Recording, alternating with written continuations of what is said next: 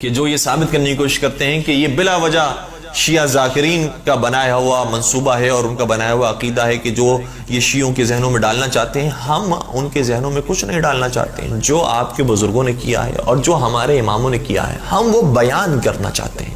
اس لیے ہم آپ ہی کے بزرگوں کی کتاب سے، جو صحیح ترین کتاب ہے، صحیح مسلم کے اندر یہ روایت موجود ہے، اور اس روایت پر ہم اپنی گفتگو کا اختتام کریں گے. صحیح مسلم کے اندر مختلف کتابیں مختلف موضوعات پر موجود ہے، اور ایک کتاب جس کا نام کتاب الجہاد والسیر، اس کتاب کے اندر یہ روایت موجود ہے. اور حدیث نمبر، ویسے تو مختلف کتابوں کے اندر حدیث نمبر بھی تبدیل ہو جاتے ہیں اور روایت تبدیل ہو جاتی ہے، لیکن ہم عربی عبارت بھی آپ کی خدمت بیان کریں گے تاکہ آپ سرچ کر کے مطمئن ہو سکیں کہ یہ صحیح مسلم کے اندر روایت موجود ہے. حدیث نمبر جہاں سے ہم نے پڑھا ہے اس کا حدیث نمبر 1757 نمبر کی یہ حدیث ہے. اس کو دیکھیے گا کہ اس میں میرے مولا بیان فرماتے ہیں کہ میرا کیا عقیدہ ہے خلیفاؤں کے بارے میں، میرا کیا عقیدہ ہے خلفاء کے بارے میں.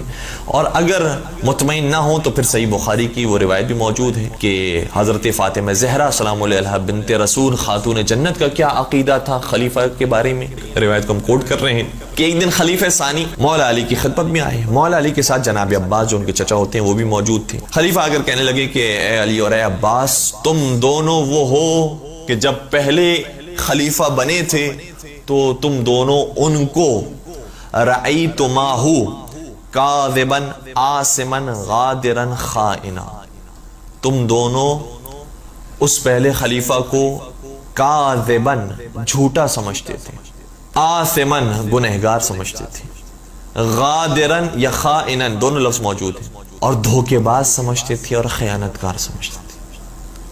کیا تم دونوں ایسا سمجھتے تھے؟ اور پھر یہ کہا کہ اور جب مجھے خلافت مل گئی تو تم دونوں رأیتمانی، تم دونوں مجھے بھی کاذبا آثما غادرا خائنا، تم دونوں مجھے بھی جھوٹا سمجھتے ہو، گنہگار سمجھتے ہو، خیانتکار سمجھتے ہو اور دھوکے باز سمجھتے ہو. کیا تم دونوں مجھے ایسا سمجھتے ہو؟ صحیح مسلم کی روایت آپ کی خبر بیان کر رہا ہوں. یہاں تک بھی اگر ہوتا تو بہت تھا، لیکن عجیب بات یہ ہے کہ جب انہوں نے سوال کیا کذالک، کیا تم دونوں مجھے ایسا سمجھتے ہو اور انہیں ایسا سمجھتے تھے، تو صحیح مسلم کا جملہ یہ ہے قالا نعم، ان دونوں ہستیوں نے بیان فرمایا ہاں ہم تم دونوں کو ایسا ہی سمجھتے ہیں. تو مجھے تو کچھ کہنے کی ضرورت نہیں ہے، ہم تو ان روایتوں کو بیان کرتے ہیں. بیان کرنے والوں پر اعتراض کرتے ہیں. جنہوں نے یہ روایت لکھی ہے اور یہ کتاب لکھی ہے اس پر کوئی اعتراض کیوں نہیں کرتا؟ صحیح مسلم کے اندر یہ روایت موجود ہے. تو جب یہ روایت لکھی جا سکتی ہے تو پڑھی کیوں نہیں جا سکتی؟ اور اس روایت کا جملہ یہ ہے کہ مولا کائنات ان دونوں کو کیا سمجھتے تھے. تو جو عقیدہ مولا متقیان کا ہے، جو مولا علی علیہ الصلوۃ والسلام کا عقیدہ ہے، جو حضرت فاطمہ زہرا سلام علیہا کا عقیدہ ہے، اور جو عقیدہ نبی اکرم کا ہے، اور جو عقیدہ قرآن کریم میں پروردگار عالم نے دیا ہے، ہم اسی عقیدے کو ماننے والے ہیں. اس لیے جو صاحب کردار ہوگا ہم اس کی عزت کریں گے، چاہے اس کا بظاہر تعلق بنی امیہ کے قبیلے سے ہوتا ہو. اور اگر کوئی صاحب کردار نہیں ہوگا تو چاہے وہ قبیلہ قریش سے ہو، چاہے وہ عربی ہو، چاہے وہ گوری رنگت رکھتا ہو، لیکن اگر صاحب کردار نہیں ہوگا تو پروردگار کی اگر اس پر لعنت ہے تو ہم بھی اس پر لعنت بھیجتے ہیں.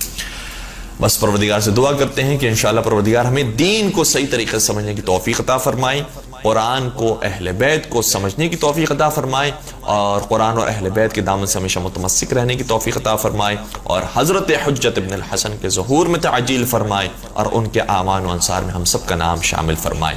وآخر دعوانا ان الحمد للہ رب العالمین.